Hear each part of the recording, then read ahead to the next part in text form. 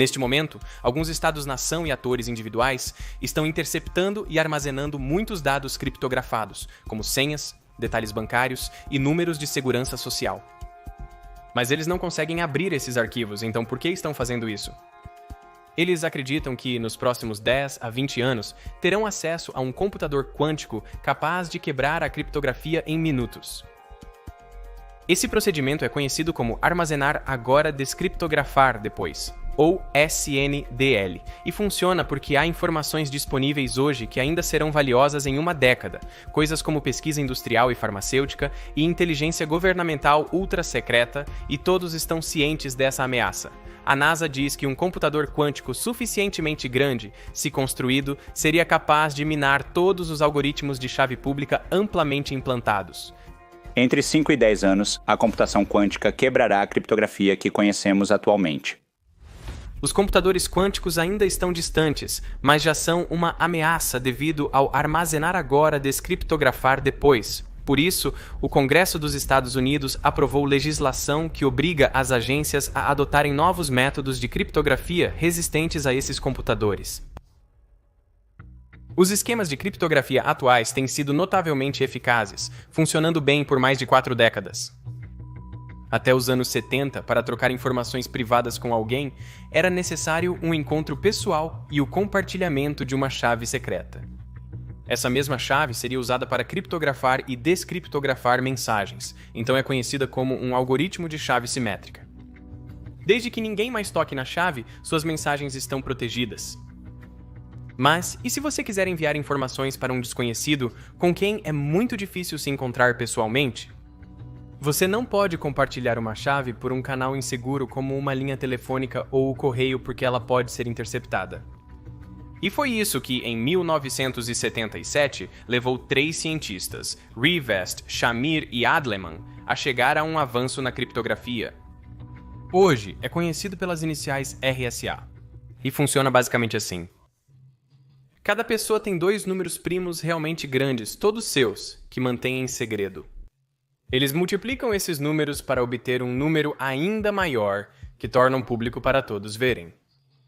Agora, se eu quiser enviar a alguém uma mensagem privada, uso o grande número público dessa pessoa para embaralhar minha mensagem, e eu a embaralho de tal maneira que é impossível desembaralhar sem conhecer os 2 fatores primos que formaram esse número. Este é um sistema de chave assimétrica, pois chaves diferentes são usadas para criptografar e descriptografar a mensagem. Então é fácil para o meu destinatário pretendido decodificar, mas impossível para todos os outros, a menos que eles possam fatorar esse grande número público. Agora, alguém poderia tentar fatorá-lo usando um supercomputador no melhor algoritmo de fatoração conhecido, a peneira de campo numérico geral, mas a criptografia moderna usa números primos que têm cerca de 313 dígitos. Fatorar um produto de 2 primos deste tamanho, mesmo com um supercomputador, levaria cerca de 16 milhões de anos. Mas não em um computador quântico. Veja, em computadores normais, um bit só pode estar em um estado de cada vez, ou 0 ou 1. Então, se você tivesse 2 bits, eles poderiam estar em um dos 4 estados possíveis, 0, 0, 0, 1, 1, 0 ou 1, 1. Digamos que cada estado representa um número, 0, 1, 2 ou 3. Para calcular, por exemplo, 7 elevado à potência de um desses números, só é possível fazer para um estado por vez. Neste caso, 7 ao quadrado resulta em 49. Computadores quânticos consistem em qubits, que também têm 2 estados, 0 ou 1. Mas, ao contrário de um bit clássico, um qubit não precisa estar em apenas um estado de cada vez.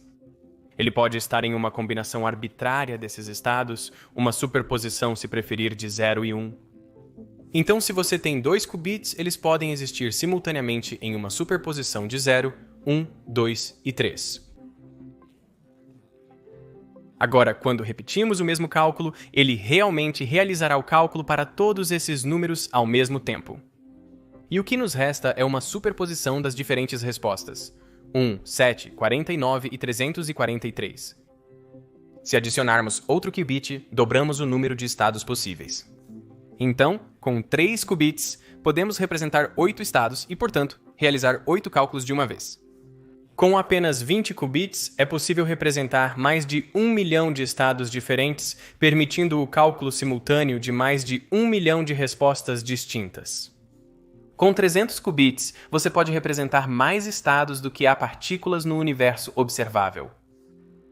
Isso parece incrivelmente poderoso e mas há um grande porém. Todas as respostas para o cálculo estão embutidas em uma superposição de estados, mas você não pode simplesmente ler essa superposição. Ao fazer uma medição, apenas um valor aleatório da superposição é obtido e todas as outras informações são perdidas. Então, para aproveitar o poder de um computador quântico, é necessário converter inteligentemente uma superposição de estados em uma que contenha apenas as informações desejadas. Essa tarefa é extremamente difícil. Por isso, para a maioria dos usos, os computadores quânticos são inúteis. Até agora, só identificamos alguns problemas onde podemos realmente fazer isso, mas por sorte, são exatamente esses problemas que formam a base de quase toda a criptografia de chave pública que usamos hoje. Em 1994, Peter Shor e Don Coppersmith descobriram como realizar uma transformada quântica de Fourier. Funciona como uma transformada de Fourier normal. Quando aplicada a um sinal periódico, retorna as frequências presentes nele. Isso pode não parecer interessante, mas considere o seguinte. Se tivermos uma superposição de estados que é periódica, ou seja, os termos na superposição são separados por uma quantidade regular, bem, podemos aplicar a transformada quântica de Fourier e ficaremos com estados que contêm a frequência do sinal. Então isso nós podemos medir. A transformada quântica de Fourier nos permite extrair informações de frequência de uma superposição periódica, e isso vai ser útil.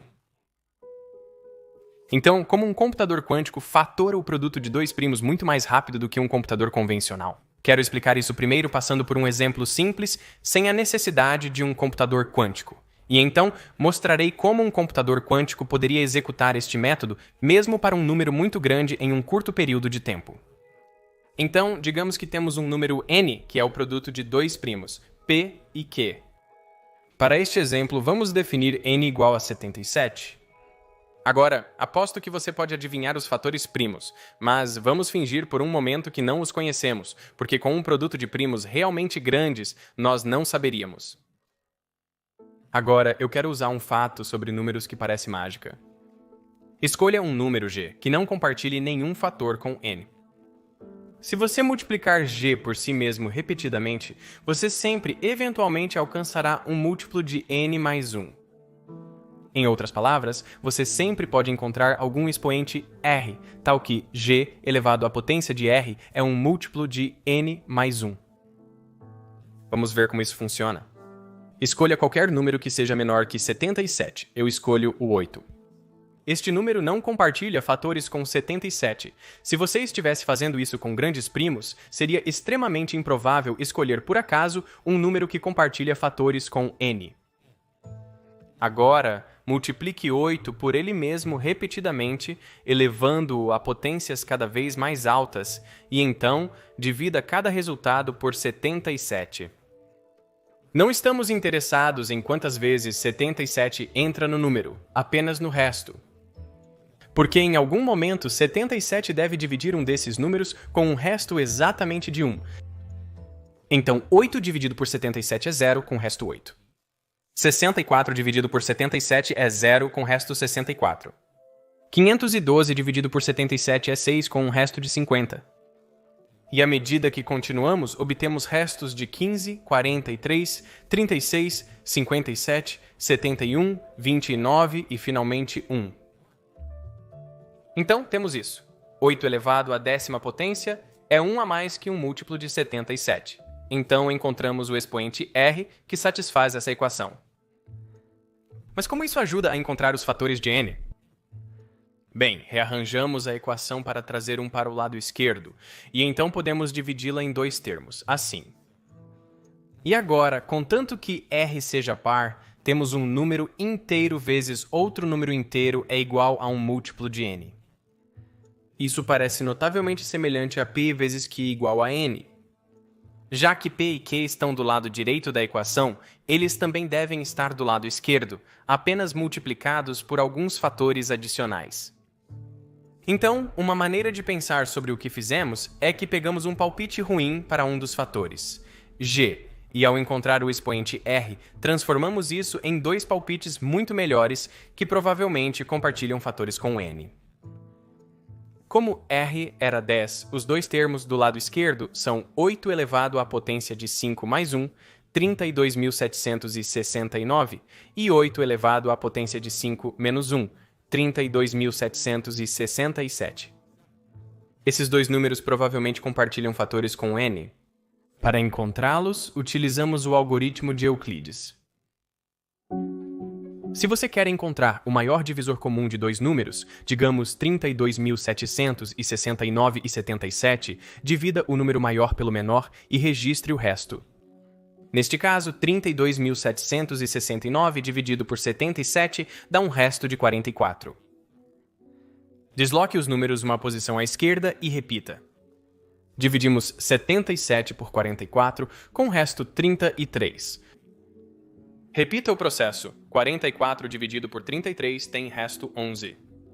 E de novo, 33 dividido por 11 é 3, resto 0.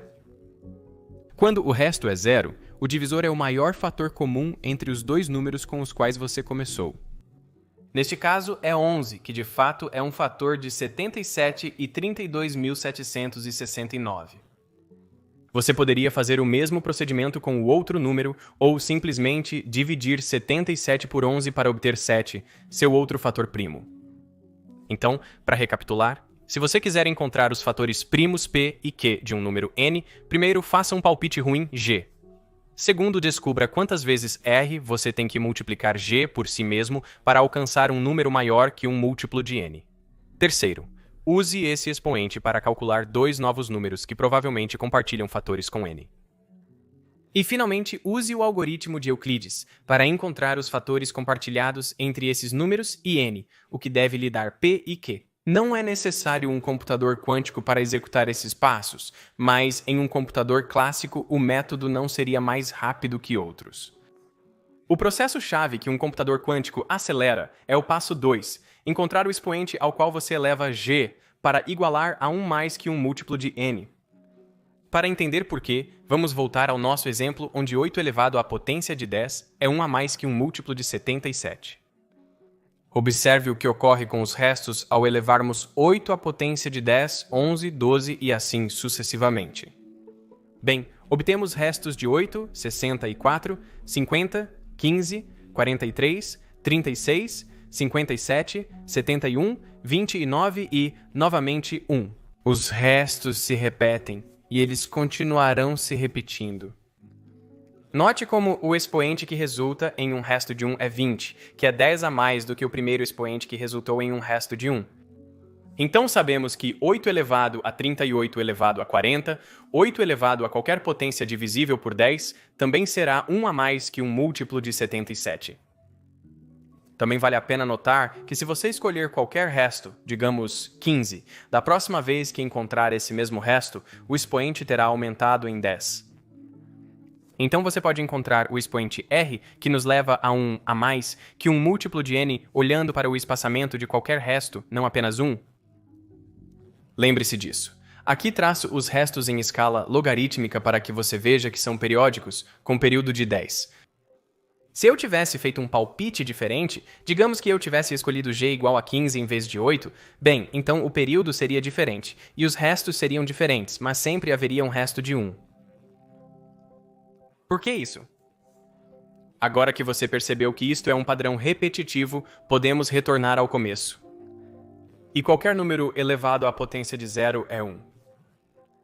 Então, isso é realmente o primeiro resto, então ele também deve aparecer quando o ciclo começar novamente. Agora estamos prontos para usar um computador quântico para fatorar qualquer grande produto de dois primos. Primeiro, dividimos os qubits em dois conjuntos. O primeiro conjunto preparamos em uma superposição de 0 e 1, e 2 e 3, e 4 e 5, e 6 e 7, e 8 e 9 até 10 elevado à potência de 1234. Sim, essa é uma superposição enorme, mas se tivéssemos qubits perfeitos, precisaríamos apenas de cerca de 4100. O outro conjunto possui quantidade similar de qubits, todos no estado zero por hora. Agora fazemos nosso palpite G, que provavelmente não compartilha fatores com N. Elevamos G à potência do primeiro conjunto de qubits, depois dividimos por N e armazenamos o resto no segundo conjunto de qubits, deixando o primeiro conjunto de qubits como estava. Agora, temos uma superposição de todos os números com os quais começamos e o resto de elevar G à potência desses números dividido por N, e através desta operação emaranhamos nossos dois conjuntos de qubits. Mas não podemos simplesmente medir essa superposição. Fazer isso geraria um valor aleatório e não traria aprendizado. Mas há um truque que podemos usar. Se não medirmos toda a superposição, mas apenas a parte restante, obteremos algum resto aleatório. Mas esse resto não ocorrerá apenas uma vez. Ele ocorrerá várias vezes, toda vez que aparecer no ciclo. Imagine que estávamos fazendo isso com o exemplo de antes, com n igual a 77 e g igual a 8.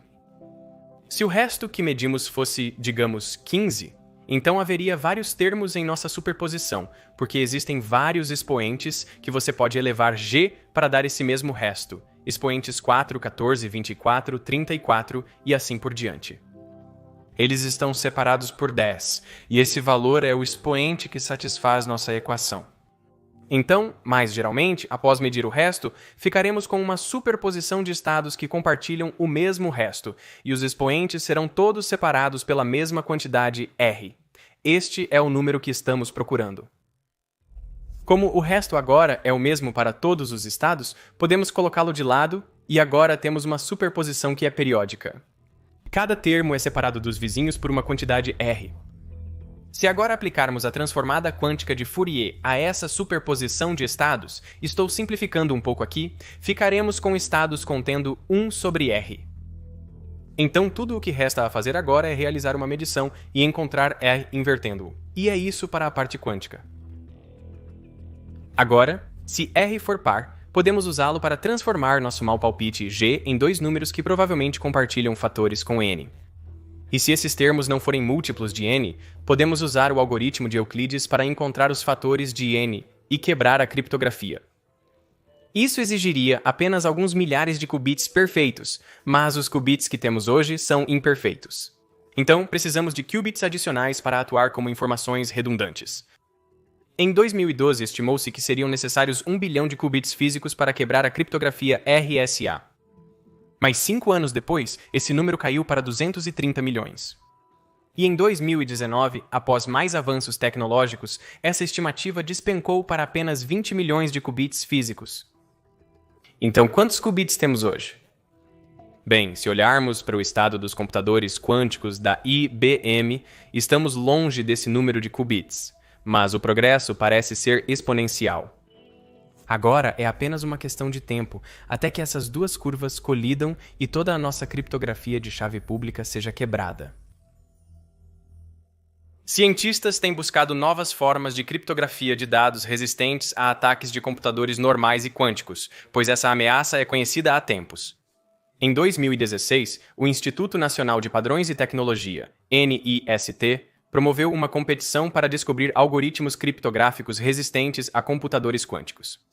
Criptógrafos de todo o mundo enviaram 82 propostas que foram rigorosamente testadas. Algumas foram quebradas e, em 5 de julho de 2022, o NIST selecionou 4 algoritmos para fazer parte de seu padrão criptográfico pós-quântico. Então, como eles funcionam? 3 dos algoritmos são baseados na matemática de grade. Vamos fazer um exemplo simples no sistema bidimensional. Pegue 2 vetores R1 e R2. Ao somar diferentes combinações inteiras desses vetores, como 3 vezes R1 e 1 vezes R2, você pode obter 2 pontos distintos.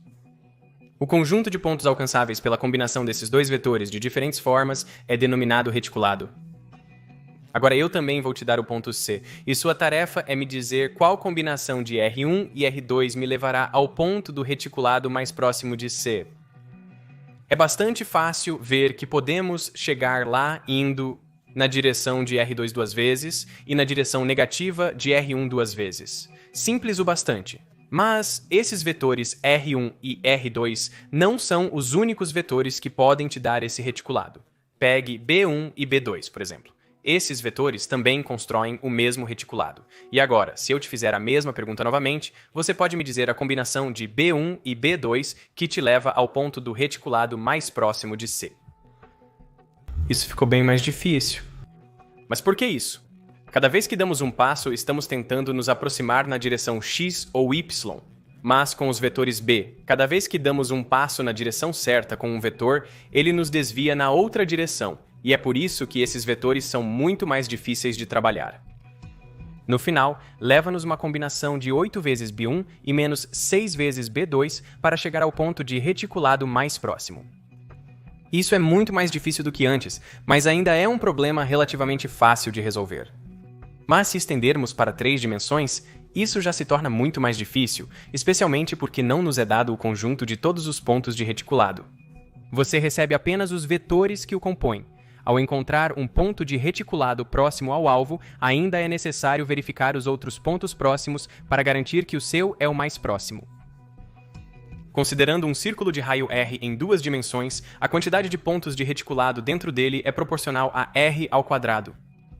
Adicione uma terceira dimensão e o número de pontos na esfera é proporcional ao cubo de R. Observe como o número de pontos de reticulado aumenta conforme o número de dimensões cresce. Resolver o problema do vetor mais próximo é moleza para o seu computador em 3 dimensões. Até mesmo 100 dimensões devem ser gerenciáveis. Mas nos esquemas de criptografia propostos para o futuro, usaremos cerca de 1000 dimensões. Dê um passo na direção certa em uma dessas dimensões, e você poderia potencialmente estar dando um passo errado nas outras 999 dimensões. Você ganha algumas, você perde todas as outras. Com tantas dimensões, torna-se extremamente difícil encontrar o ponto mais próximo, mesmo para os computadores mais poderosos. A menos que você conheça um bom conjunto de vetores.